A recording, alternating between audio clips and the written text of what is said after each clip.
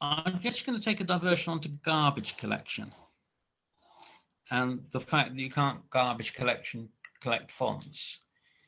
The most efficient way, from a time point of view, of running garbage collection is to have an allocation function that gives you a piece of memory and a free function that does nothing. If you make freeing a piece of memory an empty operation, then the program will run like the blazes until you run out of memory. And if you manage to perform your calculation before you run out of memory, you can do your garbage collection by throwing the whole lot away. And there you go.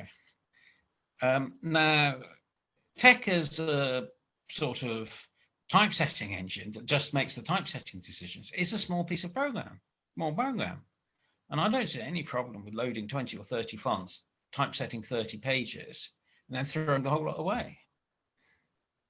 That's the first thing. The second thing is, Knuth was quite right to be frightened of garbage collection. He could have spent months and months and months and months. I don't think he wanted to write a garbage collector,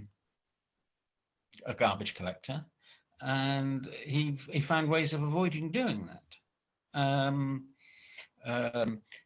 Recently, like in the last 10 years or so, a language called Rust has emerged. I don't know why it's called Rust, but it is typeset pointer operators.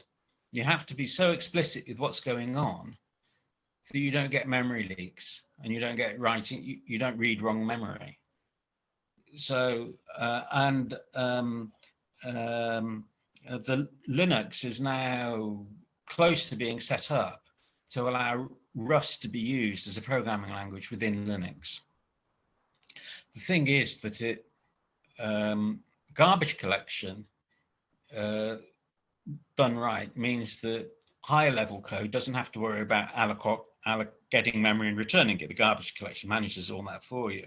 And Rust does a similar sort of thing, except it does it through static analysis rather than runtime. So there may come a point where the TeX algorithms will have to be recoded in Rust because we want to use them in a situation where they're trusted, where we can prove things about what's happening.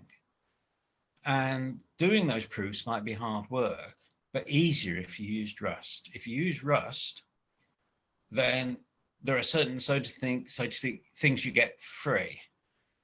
And there's also a question of familiarity with technology and so forth. So if you wanted to write a version of TeX that you could prove results about, even though we haven't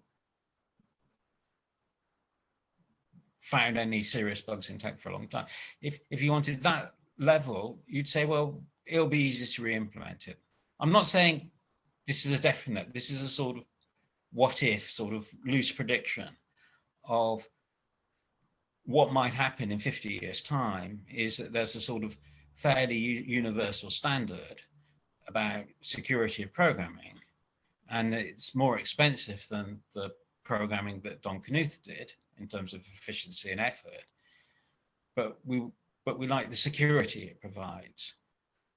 So that takes me on to one of the things I think is really important, is can't we make TeX part of the operating system for those people that want it?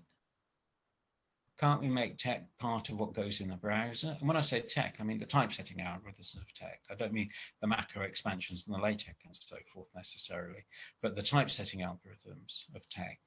Can't they go into the operating system? Can't we have standard LaTeX mathematics just like we have Unicode? Can't standard LaTeX mathematics be handled in the operating system in the same way as Unicode is handled in the operating system? And every so often, a few things get added to it because they're needed.